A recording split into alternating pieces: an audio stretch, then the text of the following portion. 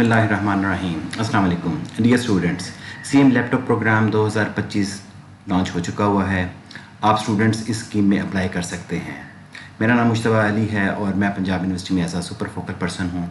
आज मैं आपको गाइड करूँगा कि आपने इस स्कीम में किस तरीके से अप्लाई करना है। सबसे पहले आपने चेक करना है कि आप इसके एलिजिबिलिटी क्राइटेरिया में फुलफिल कर रहे हैं या नहीं। एलिजिबिलिटी क्राइटेरिया में सबसे पहला फेज़ जो है वो है कि आप पंजाब में डोमिसाइल होने चाहिए और आपके पास डोमिसाइल अपने डिस्ट्रिक्ट का अवेलेबल भी होना चाहिए। अगर आपने अभी तक डोमिसाइल अप्लाई नहीं बनवाया है तो you have plenty of time कि आप इसको बनवा सकते हैं। You can get your domicile with in only 3 days. तो आप अपना डोमिसाइल अप्लाई करें और इस स्कीम में अप्लाई करने के लिए डोमिसाइल ज़रूर अपलोड कीजिएगा, क्योंकि यहाँ पे हमें काफ़ी सारे डॉक्यूमेंट्स अपलोड भी करने हैं जो कि मैं आपको गाइड करता रहूँगा। सेकेंडली, ये स्कीम सिर्फ और सिर्फ BS 4 ईयर डिग्री प्रोग्राम्स के लिए है और उसमें भी सिर्फ उन स्टूडेंट्स के लिए जो कि फर्स्ट और सेकंड सेमेस्टर में होंगे। और अगर वो डिग्री एनुअल बेसिस पे है तो उसके फर्स्ट ईयर के जो भी स्टूडेंट्स होंगे सिर्फ वो एलिजिबल हैं, चाहे वो यूनिवर्सिटीज़ के हैं, मेडिकल कॉलेजेस के हैं या सिंपल कॉलेजेस के हैं। दैन थर्ड क्राइटेरिया इसमें इंटरमीडिएट की परसेंटेज जो है वो 65% होनी चाहिए मिनिमम।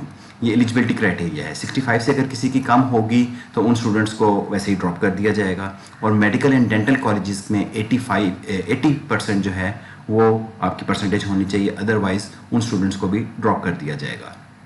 लेकिन पंजाब में हमारे पास माशाल्लाह सारे स्टूडेंट जो हैं वो काफ़ी होनहार हैं और इनकी परसेंटेज 65 या 80 से ज़्यादा ही होती है। मैं स्पेसिफिकली अगर पंजाब यूनिवर्सिटी की बात करूं तो पंजाब यूनिवर्सिटी सिर्फ पब्लिक यूनिवर्सिटी में आई थी जिसमें मेडिकल एंड डेंटल के कोई स्टूडेंट्स अवेलेबल नहीं होते हैं। तो उन स्टूडेंट्स के लिए 65% से ज़्यादा के मार्क्स लाजमी अवेलेबल होने चाहिए। मोरओवर ये 2024 के जो स्टूडेंट्स थे वही सिर्फ एलिजिबल हैं। उससे पहले कि अगर कोई स्टूडेंट्स हैं जो फर्स्ट और सेकंड सेमेस्टर में हैं, किसी भी वजह से चाहे वो रिपीट कर रहे हैं चाहे फ्रीज करके आ रहे हैं, वो इस स्कीम के लिए एलिजिबल नहीं है। First and second semester basis के ऊपर जितने भी प्रोग्राम्स चल रहे हैं उसमें फर्स्ट एंड सेकंड सेमेस्टर जो स्टूडेंट्स हैं सिर्फ वो एलिजिबल होंगे। इसमें एक चीज़ और मैं क्लियरली बताता जाऊँ कि जो हमारे पास सेमेस्टर सिस्टम में BS 5th सेमेस्टर में डायरेक्टली इनरोल होते हैं जो कि ADB करके आते हैं, वो स्टूडेंट्स इस स्कीम में एलिजिबल नहीं हैं अभी तक। जो ये वाली स्कीम अभी लॉन्च हुई है इसमें सिर्फ BS 4 ईयर्स डिग्री प्रोग्राम जो हैं उनके स्टूडेंट्स एलिजिबल हैं और BS 5th सेमेस्टर के जो स्टूडेंट्स हैं जो कि ADP क्लियर करके फिर पंजाब यूनिवर्सिटी या किसी भी यूनिवर्सिटी का हिस्सा बनते हैं वो एलिजिबल नहीं हैं। मोरओवर अगर कोई स्टूडेंट जो है वो उसका एडमिशन अभी चल रहा है और इसके लॉन्च होने से पहले उनके एडमिशन्स कंफर्म नहीं हुए थे, जो कि तकरीबन हमारी 2 मार्च या 3 मार्च की तारीख बनती है, तो वो स्टूडेंट्स भी एलिजिबल नहीं हैं। और एक सबसे इम्पॉर्टेंट पॉइंट कि ये स्टूडेंट्स जो हैं ये वो होंगे जिनमें पहले किसी भी स्कीम से, किसी भी गवर्नमेंट स्कीम से लैपटॉप नहीं लिया होगा। इसके हवाले से आप जो हैं वो एक अंडरटेकिंग प्रोवाइड कर रहे होंगे। उस अंडरटेकिंग में क्लियरली मेंशन होगा कि आपने किसी भी लैपटॉप स्कीम से लैपटॉप पहले से नहीं लिया हुआ है। और इन केस अगर आप जो है वो फाइंड आउट हुए कि आपने लैपटॉप पहले से लिया हुआ था और इस स्कीम में आपने अप्लाई भी कर दिया है और लैपटॉप हासिल करने की कोशिश भी की है, तो जो है वो उस स्टाम्प पेपर पे लिखा होगा कि हमारे ख़िलाफ़ जो है वो कोई भी लीगल एक्शन ले लिया जाएगा और हम लैपटॉप वापस भी करेंगे। तो ये हमारे पास सिंपल एक पैटर्न आ जाता है जिसके ऊपर हमने बताना है कि हम एलिजिबल हैं कि नहीं हैं। If you are eligible on all these parameters then go for apply on this portal. ये हमारे पास पोर्टल आ जाता है जो कि CM लैपटॉप स्कीम का है जिसमें आपने अप्लाई करना है। हम जस्ट पहले इस पोर्टल के मेन पेज को गो थ्रू करते हैं। इसका लिंक यहाँ पे अवेलेबल मैं आपको डिस्क्रिप्शन में भी कर देता हूँ और मैं बता भी देता हूँ। इस पोर्टल का लिंक है https://cmlaptophed.punjab.gov.pk, यानी CM laptop, HED is for higher education department, then dot के साथ punjab.gov.pk। ये इसकी वेबसाइट है जहाँ पे जाके आप अप्लाई कर सकते हैं।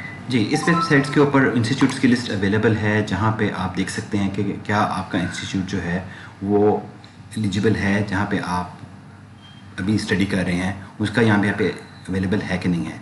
ये यहाँ पे 3 टाइप की कैटेगरीज आ रही हैं, यूनिवर्सिटीज़ हैं, कॉलेजेस हैं और मेडिकल कॉलेजेस हैं। यूनिवर्सिटीज़ में आप देख सकते हैं तकरीबन 45 के करीब पंजाब की यूनिवर्सिटीज़ हैं जो कि अवेलेबल हैं। इसमें पंजाब यूनिवर्सिटी भी अवेलेबल होती है और यूनिवर्सिटी ऑफ एजुकेशन गारियाँ, सारी यूनिवर्सिटीज़ पंजाब की जो हैं वो अवेलेबल हैं। दैन कॉलेजेस हैं, कॉलेजेस की तादाद बहुत ज़्यादा है, तकरीबन हमारे पास 346 के करीब कॉलेजेस अवेलेबल हैं जो कि पंजाब के अंदर अवेलेबल हैं। Then medical colleges and dental colleges यहाँ पे ये तकरीबन 17 के करीब हैं जिनके स्टूडेंट्स एलिजिबल हैं इस स्कीम के लिए। अगर आपका कॉलेज या यूनिवर्सिटी या मेडिकल यूनिवर्सिटी इसके अंदर अवेलेबल है then you students are eligible.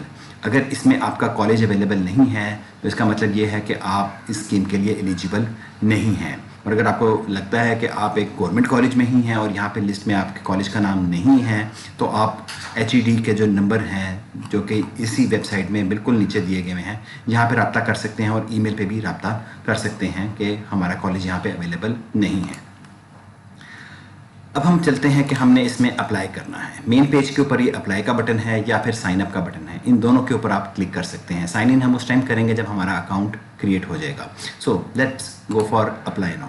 Apply now पे क्लिक किया है तो यहाँ पे देखें हमारे पास रेड कलर में लिखा हुआ आ गया जी, if your CNIC is already registered please use the forget password option.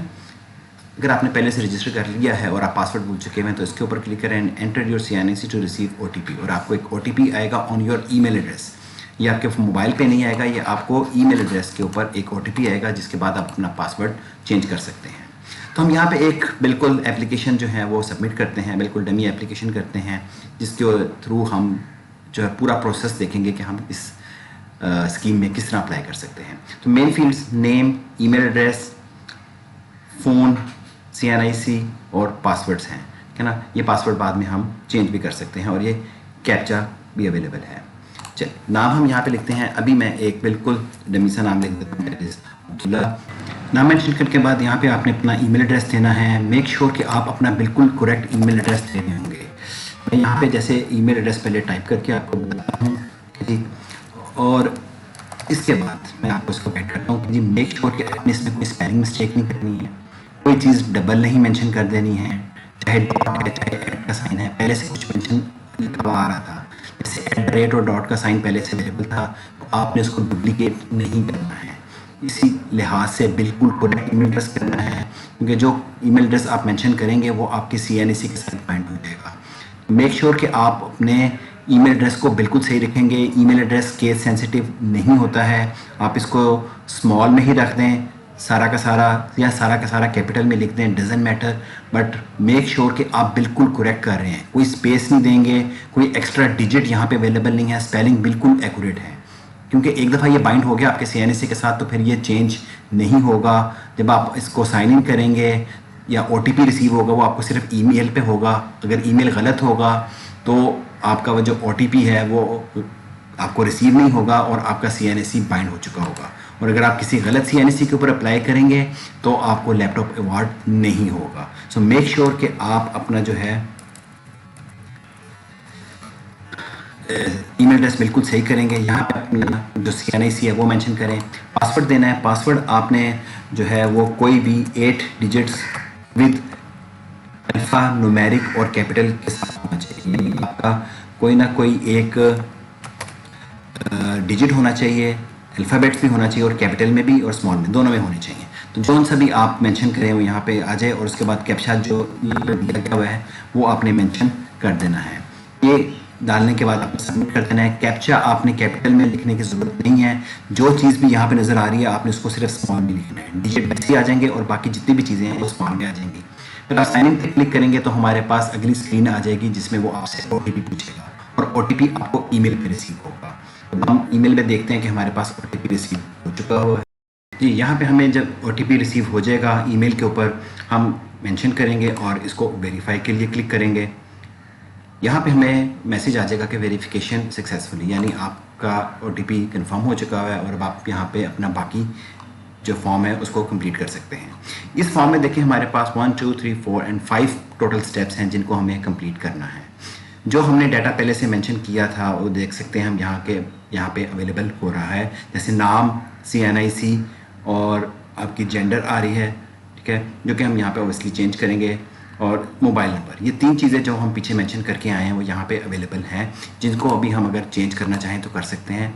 Email address को हम यहाँ पे चेंज नहीं कर सकते, जिस तरह हमने भी पहले किया था कि ईमेल एड्रेस आपका इसके साथ बाइंड हो चुका हुआ है, तो ईमेल एड्रेस हमें बाइंड करने अब जो है चेंज नहीं कर सकते।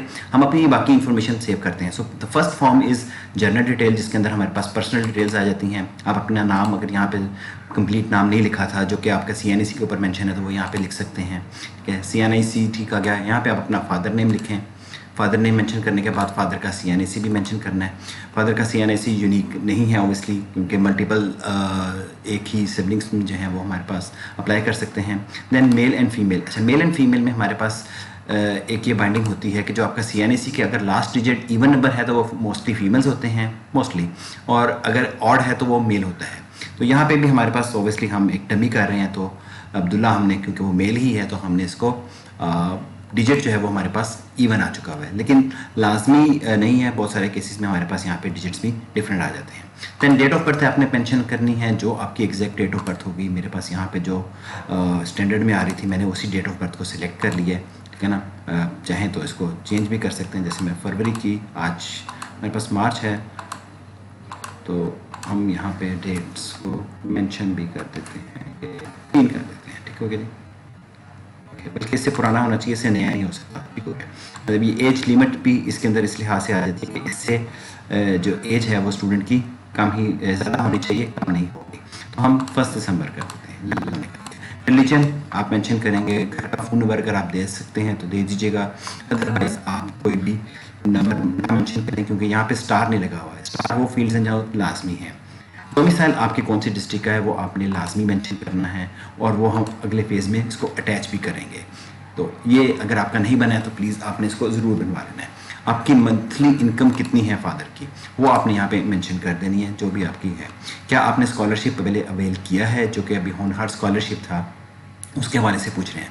किया है तो आप इसको यस मेंशन कर दें, नहीं किया है तो आप नो करें। इसका अफेक्ट आपके लैपटॉप के ऊपर नहीं है। मैं रिपीट करता हूँ कि इस चीज़ का अफेक्ट कि आपने होनहार स्कॉलरशिप ले लिया है, उसका अफेक्ट इस लैपटॉप स्कीम के ऊपर नहीं होगा। आपके फादर अलाइव हैं, यस कीजिए। डिसेबल्ड हैं आप, नो कीजिए। और अगर आप डिसेबल हैं तो यस कीजिए।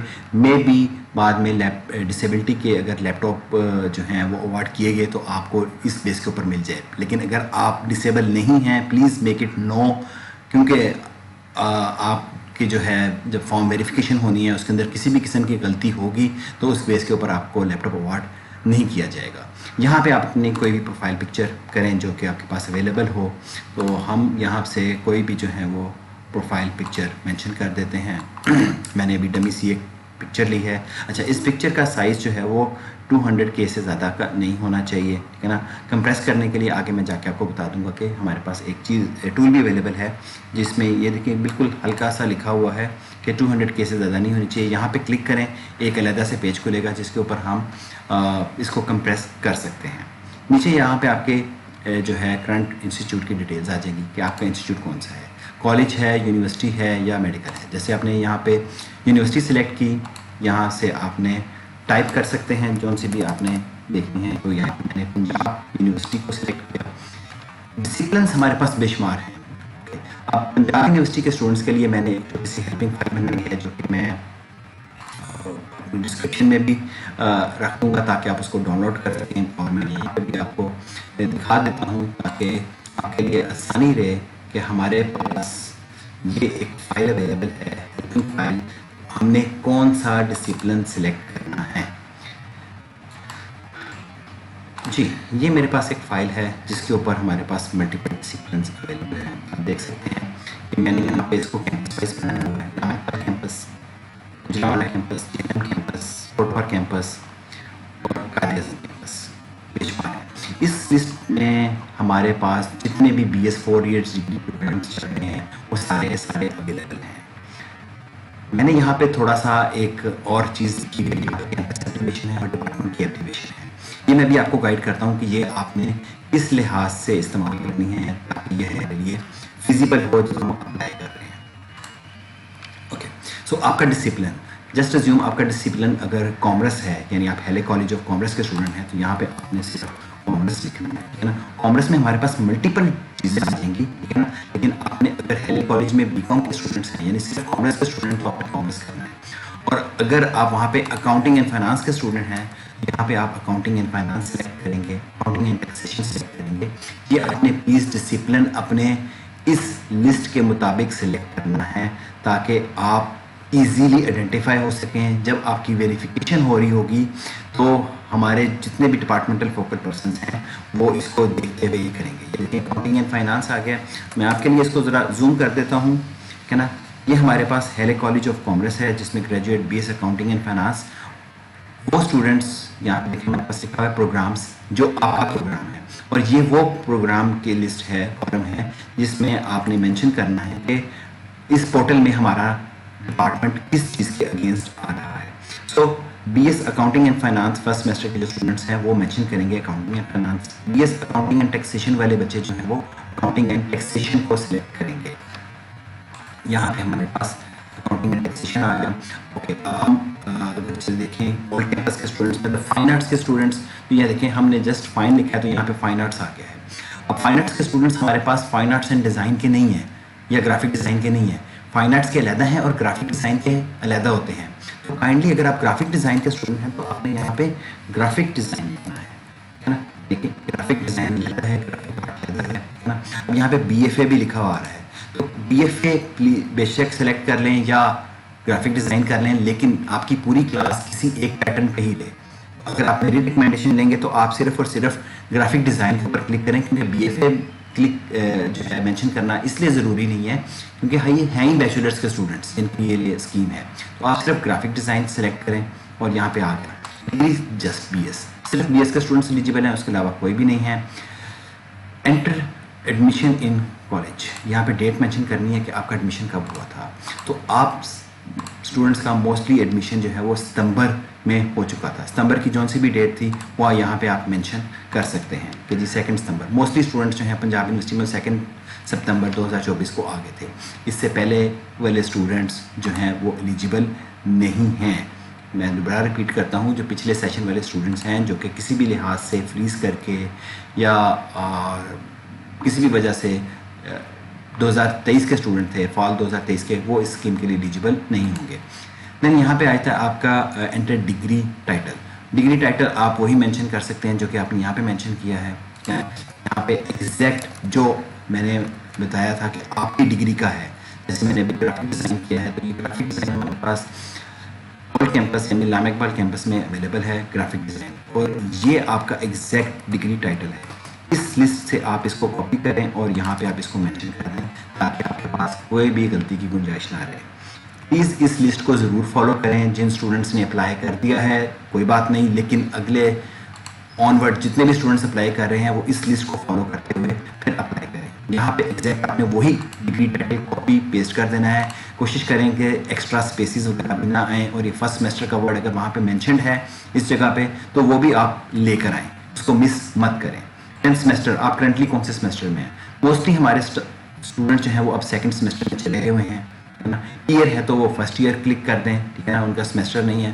और अगर वो सेमेस्टर बेसिस के ऊपर हैं तो फिर आपने सेकंड करना है। ईयर लिखा हुआ है तो आपने फर्स्ट सेमेस्टर पे क्लिक कर दें, ऑब्वियसली वो ईयर ही कंसीडर किया जाएगा। तो अब हमारे स्टूडेंट सेकंड में जा चुके हैं तो वो हम मेंशन कर देते हैं। यहाँ पे आपने अपने डिपार्टमेंट का रोल नंबर मेंशन करना है। डिपार्टमेंट का रोल नंबर जो भी आपको दिया गया है, आप कंप्लीट रोल नंबर यहाँ पे अगर नहीं भी मेंशन करें तो दैट विल बी गुड। अगर आपका रोल नंबर सिर्फ 1 2 3 है तो आप सिर्फ ये 1 2 3 मेंशन कर दें। यूनिवर्सिटी रजिस्ट्रेशन नंबर, अब ये एक वो नंबर है जो कि अभी तक आपको शायद नहीं मिला हुआ है, और अगर मिल भी गया है तो काइंडली आप यहाँ पे जो यूनिवर्सिटी से रजिस्ट्रेशन नंबर मिला है वो मेंशन मत करें।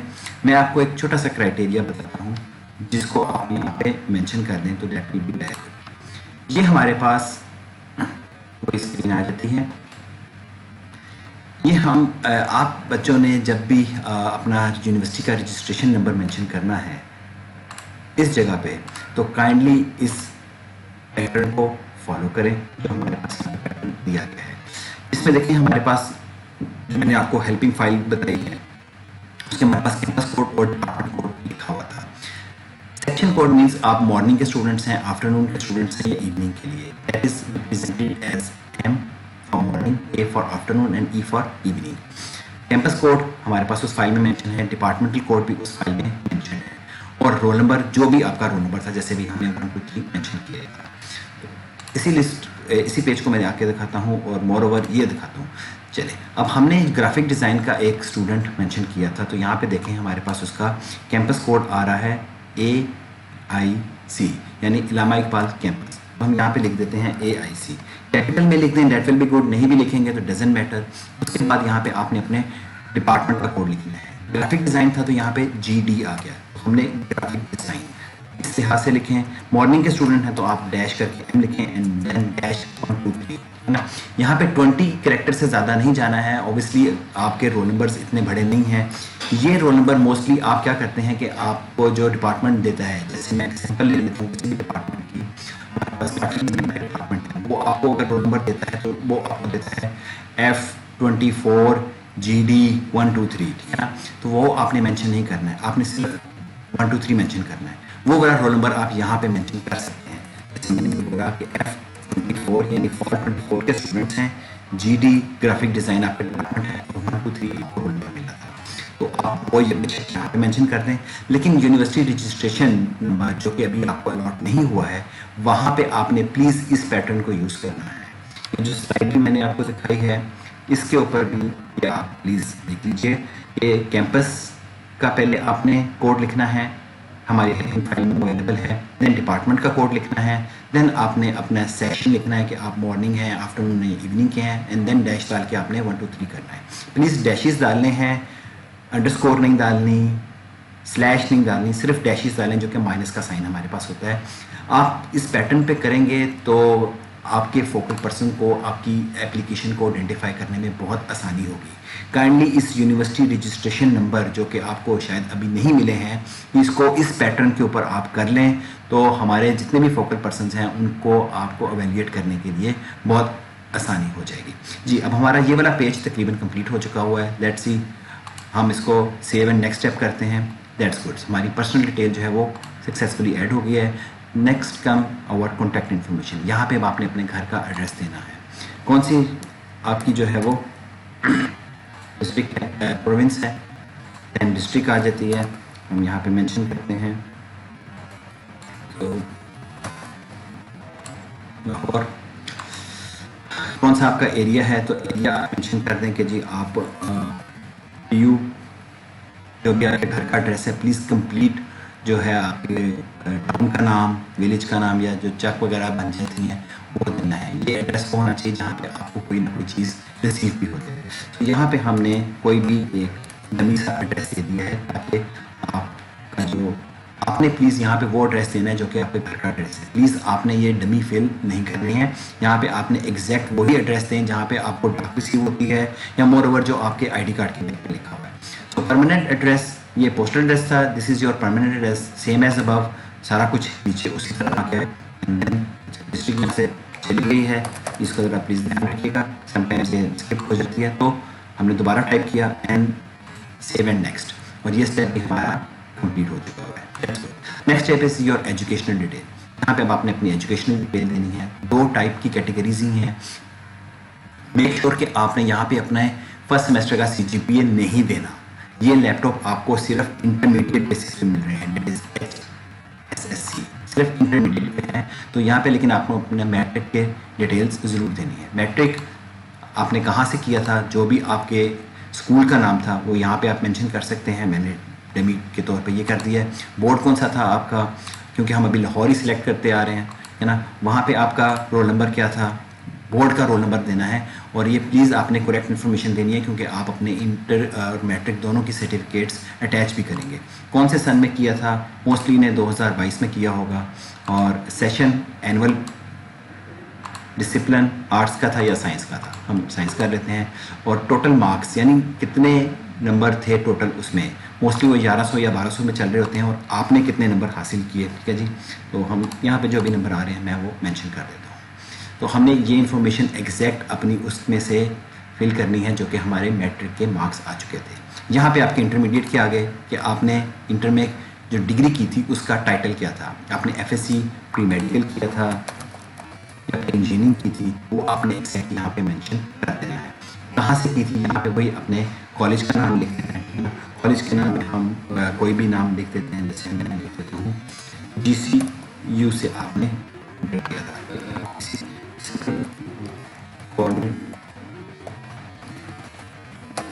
कॉलेज लिख देते हैं।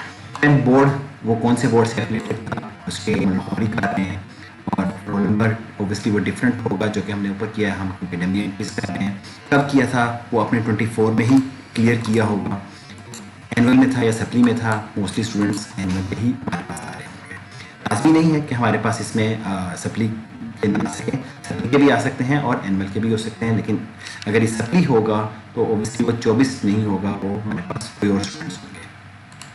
डिसिप्लिन आपका क्या था, साइंस था या आर्ट्स का था, हमने मेडिकल किया तो ऑब्वियसली हमारे पास साइंस का है। कितने में से आपके मार्क्स आए हैं, अगर आपके 12 में 100 में से आए हैं, और कितने आए हैं हमारे, मैंने इसे मेंशन कर दिया। परसेंटेज आपको मेंशन करने की ज़रूरत नहीं है, परसेंटेज ये खुद कैलकुलेट करेगा। बस मेक श्योर कि आप यहाँ पे गलती नहीं कर रहे हैं, 1200 के लिए नहीं मेंशन कर रहे, ठीक है ना, या कोई गलत फिगर नहीं कर रहे हैं, 1200 भी आ सकता है, और यहाँ पे आप टोटल मार्क्स की जगह आपने 10 मार्क्स दे सकते हैं, ठीक है जी।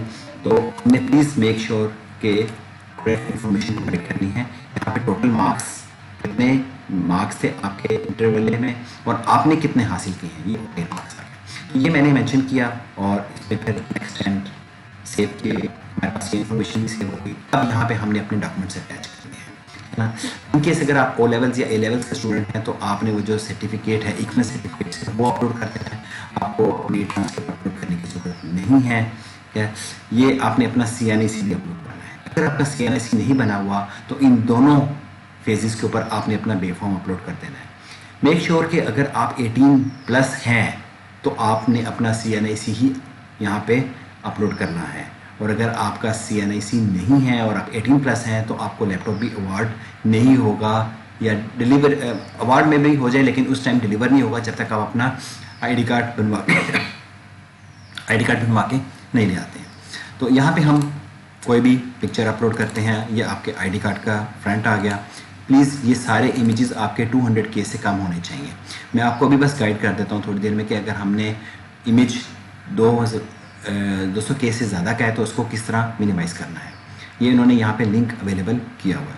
सो यहाँ पे आपने अपनी मैट्रिक का सर्टिफिकेट अटैच करना है। मेक श्योर कि जौन सी चीज़ आप सिलेक्ट करेंगे वो एक्यूरेट हो, क्योंकि यहाँ से फिर आप इसको डीड अटैच नहीं कर सकते। यहाँ पे देखें हमारे पास डी अटैच या इसको दोबारा अटैच करने की ऑप्शन नहीं है। सो मेक श्योर कि आप सही जगह पे सही चीज़ अटैच कर रहे हैं, अदरवाइज़ आपकी एप्लीकेशन रिजेक्ट की जा सकती है। यहाँ पे आप अपने अपने डोमिसाइल की पिक्चर भी अपलोड करनी है, जो मैंने कहा है कि लाजमी है, अगर नहीं करेंगे तो आपको डोमिसाइल नहीं मिलेगा। इसलिए मैं आपसे कह रहा हूँ, रिक्वेस्ट कर रहा हूँ कि आप प्लीज़ अपना डोमिसाइल जो है वो फौरी तौर पे बनवा लीजिएगा, ठीक है। ओके, मैं इस लिंक पे भी ज़रा क्लिक कर देता हूँ। ये देखें यहाँ पे लिखा हुआ है कि अगर आपकी फ़ाइल बड़ी है तो आप उसको कंप्रेस कर दें। इस पर क्लिक करेंगे तो ये एक हमारे पास वेबसाइट खुल जाएगी जो कि हमारे किसी भी इमेज को जो कि 200K से ज़्यादा का है, मोस्टली हम मोबाइल से तस्वीरें लेते हैं तो वो हमारी MBs में चली जाती हैं, उसको रिड्यूस कर देगा। कहाँ पे? 200K पे। ये लिखा हुआ है, मेंशन्ड है कि हमने 200K पे करना है। यहाँ से आप उस इमेज को सिलेक्ट करेंगे और यहाँ पे कहेंगे जी कि इसको 200 पे कंप्रेस कर दें। कंप्रेस पे क्लिक करेंगे, वो इसको कंप्रेस करेगा। वो वैसे ही तकरीबन 148K का था, ये उसने इसको 198K के ऊपर कन्वर्ट कर दिया। आप उसके डाउनलोड पे क्लिक करें, एड्स आते हैं उनको बंद कर दें, और ये देखें ये हमारे पास सेव की ऑप्शन आ गई। मैंने इसको सेव किया और हम फिर यहाँ पे इसको दोबारा उस लिहाज से अटैच कर सकते हैं, क्योंकि अब तो मैं अटैच कर चुका हूँ। अभी हमने आगे एक और चीज़ अटैच करनी है, जो हमने अभी डॉक्यूमेंट कन्वर्ट किया है उसको अटैच करते हैं। सो ये देख लीजिएगा, ये अपलोड डॉक्यूमेंट्स के ऊपर हमने सारी चीज़ें अटैच कर दी हैं। मेक श्योर जब आप इसको अटैच कर रहे होंगे तो आप इसको करेक्टली मेंशन करें। नेक्स्ट स्टेप में हमारे पास इसको सेव करते हैं, तो ये हमारे पास अगर तो आपकी फाइल्स बिल्कुल एक्यूरेट हैं तो ये इसको सेव कर देगा।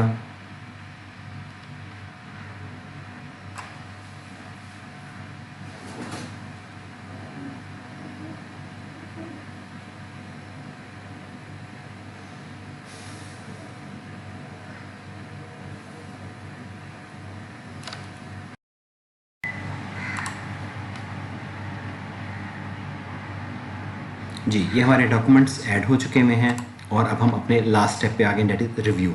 अब हम यहाँ पे अपनी एप्लीकेशन रिव्यू कर सकते हैं, लेकिन रिव्यू से पहले हमें ये एक सारी इंस्ट्रक्शंस हैं जिनको गो थ्रू करना है और अपना एफिडेविट जो है वो भी अपलोड यहाँ पे करना है।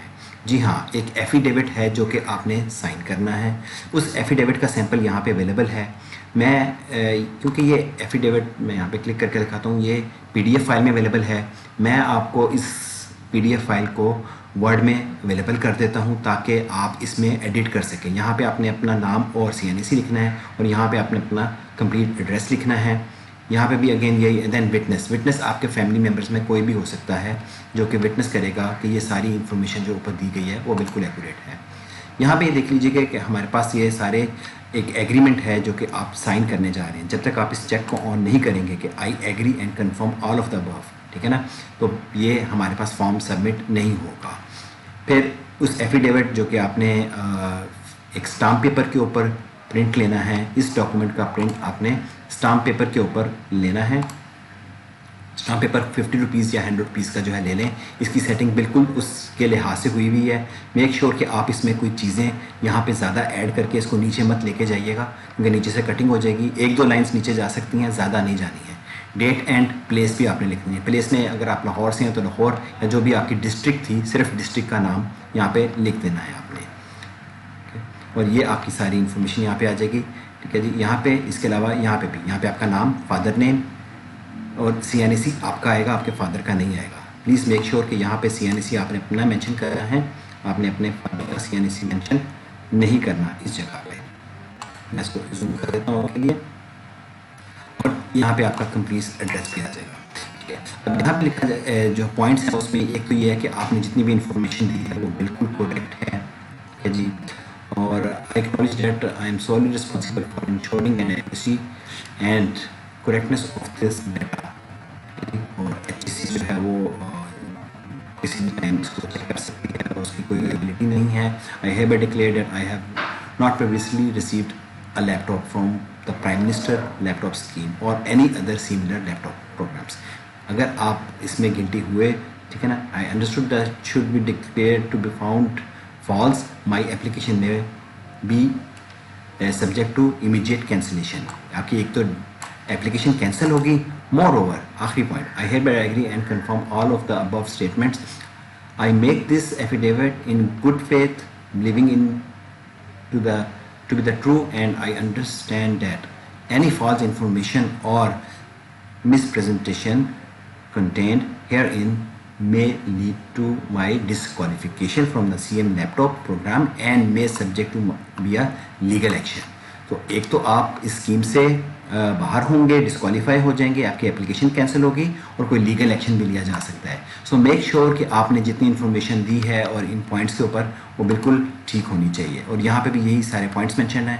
यहाँ पे आप क्लिक करके फिर वो एफिडेविट अपलोड करेंगे। हमने जो एक फ़ाइल बनाई थी, आई थिंक सो वो ये वाली फ़ाइल है जिसको भी हमने कन्वर्ट किया था 200K से नीचे।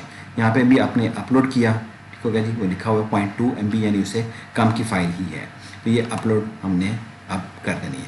यहाँ पे आप इसको अपलोड करने के बाद अपनी एप्लीकेशन रिव्यू कर सकते हैं। क्लिक करें और ये आप एक फ़ाइल को ओपन करते हैं। ये आपकी एप्लीकेशन है जिसको आप रिव्यू कर सकते हैं। अगर आपने इसमें से कोई इन्फॉर्मेशन चेंज करनी है तो उन स्टेप्स पे जाके आप अपनी इन्फॉर्मेशन को चेंज कर सकते हैं। अभी हमें अगर चेंज नहीं करनी तो मैं फाइनल सबमिट एप्लीकेशन पे क्लिक करता हूँ। Are you sure you want to submit your application? Yes, आप इसको सबमिट करें and your application has been submitted. जी, अब ये एक प्रोसेस है कंप्लीट जो मैंने बिल्कुल एक्सप्लेन किया है आपको, जिसमें आपकी एप्लीकेशन सबमिट हो चुकी हुई है। ये आपका लॉगिन है जिसमें आपका नाम आ रहा है और ये आपकी एप्लीकेशन का स्टेटस आ रहा है। आपकी एप्लीकेशन के 3 टाइप के स्टेटस हो सकते हैं, पेंडिंग, वेरीफाइड, नॉट वेरीफाइड या सिलेक्टेड। सिलेक्टेड हमारे पास जब हमारे सारी एप्लीकेशंस वेरीफाई होने के बाद हो जाएंगी उसके बाद आएगा। सबसे पहले आपका स्टेटस पेंडिंग में है, इससे आपका स्टेटस चेंज होकर या तो वेरीफाइड या नॉट वेरीफाइड होगा। अगर नॉट वेरीफाइड है डैट मीन्स कि आपने कोई ना कोई गलती कर दी है एप्लीकेशन सबमिशन में। उस केस में आपने फ़ौरन अपनी यूनिवर्सिटी के फोकल पर्सन से रब्ता करना है। कि जी मेरी एप्लीकेशन नॉट वेरीफाइड हो गई है, किस बेसिस पे की गई है, काइंडली मुझे इन्फॉर्म किया जाए। मोर ओवर आपको एक ईमेल भी रिसीव हो जाएगी। जब आपकी एप्लीकेशन रिजेक्ट होगी तो जो आपका ईमेल एड्रेस है उसके ऊपर आपको ईमेल रिसीव होगी। मेक श्योर कि आप अपने ईमेल्स कंटिन्यूसली चेक करते रहें, अपना ये स्टेटस भी चेक करते रहें। ये जो आपका एक फॉर्म खुलता है इसके ऊपर एक QR कोड है, इसको मोबाइल से आप स्कैन करेंगे तो आपकी डायरेक्टली वेब ब्राउज़र के ऊपर एप्लीकेशन आ जाएगी, जिसके ऊपर आप अपना यही वाला स्टेटस देख सकते हैं कि आप करंटली जो है आपकी एप्लीकेशन का स्टेटस पेंडिंग है या वेरीफाइड हो चुकी हुई है। तो दैट्स इट, ये आपका टोटल था। और अगर ये फाइल आपने सेव नहीं की हुई तो आप यहाँ से इसको दोबारा से डाउनलोड कर सकते हैं। ये हमारा कंप्लीट प्रोसेस हो गया है कि हमने इस तरीके से अप्लाई करना है। प्लीज़ मेक श्योर कि जो हेल्पिंग फाइल है उसको आप क्लिक कर रहे होंगे। इस हेल्पिंग फाइल को प्लीज़ यूज़ कीजिएगा। आप पंजाब यूनिवर्सिटी के स्टूडेंट हैं तो ये आपके लिए है। बाकी यूनिवर्सिटीज़ या कॉलेजेस जो हैं वो काइंडली इसी को फॉलो करते हुए जो आपकी डिग्री का डिसिप्लिन है आपने उसको डिसिप्लिन में मेंशन करना है, और जो रजिस्ट्रेशन नंबर है उसको किस तरीके से क्रिएट करना है वो आ जाएगा। और उसके आगे ये वाला जो मैंने कॉलम रखा हुआ है कि CM पोर्टल में आपने क्या मेंशन करना है वो यहाँ पे देख लें। LLB के स्टूडेंट्स प्लीज़ LLB मेंशन मत करें, लॉ मेंशन करें तो डेट विल बी गुड, ठीक है ना। कुछ स्टूडेंट्स LLB कर देंगे, कुछ लॉ करेंगे तो वो हमारे पास दो कैटेगरीज बन जाएंगी। तो इसलिए लॉ के जितने भी स्टूडेंट्स हैं वो LLB की जगह लॉ को मेंशन करें, that will be more feasible, ठीक है। इस फाइल को यूज़ करें, इंशाल्लाह आप एक बेहतरीन तरीके से अपनी एप्लीकेशन सबमिट कर सकेंगे और उम्मीद रखते हैं कि आप इस स्कीम के अंदर लैपटॉप जो है वो विन भी कर सकें। तो बहुत शुक्रिया आपका। प्लीज़ मेक श्योर कि आप 16 तारीख से पहले इसको सबमिट कर दें लास्ट डेज में, क्योंकि इसके ऊपर बहुत ज़्यादा लोड हो जाता है। तो आप जितनी जल्दी हो सके इसको सबमिट करें अपनी एप्लीकेशन को। मे the God be with you. इंशाल्लाह आपसे दोबारा मुलाकात होगी मज़ीद वीडियोज़ के साथ, मज़ीद क्लैरिफिकेशंस के लिए। तब तक के लिए बहुत शुक्रिया। अल्लाह हाफ़िज़।